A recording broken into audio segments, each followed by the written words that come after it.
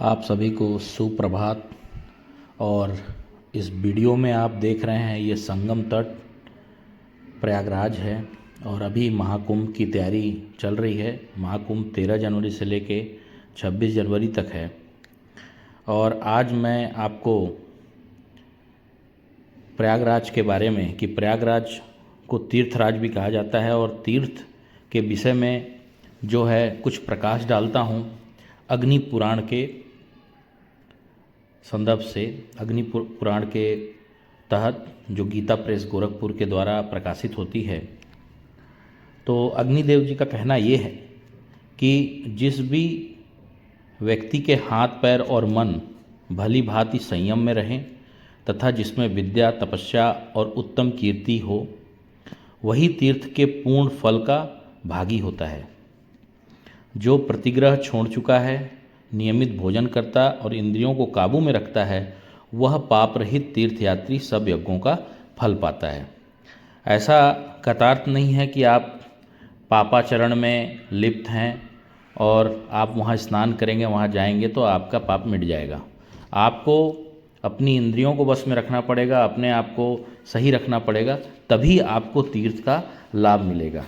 अब 111वां अध्याय प्रयाग महात्म के बारे में अग्निदेव कहते हैं कि जो भोग और मोक्ष प्रदान करने वाला तथा उत्तम है। प्रयाग में ब्रह्मा विष्णु आदि देवता तथा बड़े बड़े मुनिवर निवास करते हैं। नदियाँ समुद्र सिद्ध गंधर्व तथा अप्सराएँ भी उस तीर्थ में वास करती हैं।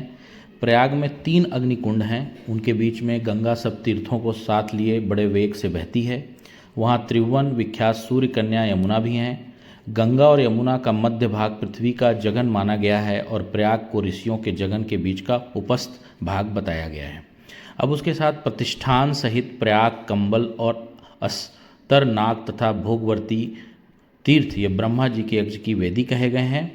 तो प्रयाग में वेद और यज्ञ मूर्तिमान होकर रहते हैं और उस तीर्थ के स्तवन और नाम कीर्तन से तथा वहाँ की मिट्टी का स्पर्श करने मात्र से भी मनुष्य सब पापों से मुक्त हो जाता है। लेकिन इसके लिए आपको कुछ पालन करना पड़ेगा, अपने आप को सही रख के वहाँ जाना पड़ेगा। प्रयाग में गंगा और यमुना के संगम पर किए हुए दान श्राद्ध और जप आदि अक्षय होते हैं। इसलिए लोग जो है संगम तीर्थ को उत्तम तीर्थ भी कहते हैं, वो सबसे श्रेष्ठ है। वासुकी नाग का स्थान, भोगवती तीर्थ और हंस प्रपतन ये उत्तम तीर्थ है। कोटि गोदान से जो फल मिलता है वही इनमें 3 दिनों तक स्नान करने मात्र से प्राप्त हो जाता है। और माघ मास में इसका अलग ही वर्णन है कि माघ मास में यहाँ के संगम पे लोग जो है रह के स्नान और दान इत्यादि किया करते हैं, जिससे कि वो सभी पापों से मुक्त हो जाएं। तो ये परम धाम है, तीर्थराज है। माघ में वहाँ पे कल्पवास भी लोग करते हैं।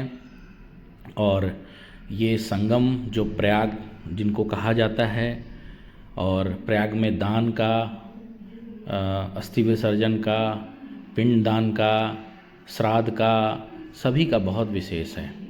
तो इसलिए आप जो है अपने आप को पवित्र करके, हम सभी अपने आप को पवित्र करके मैया के तट पे जाएं, संगम के तट पे जाएं और अपने आप को, अपना जीवन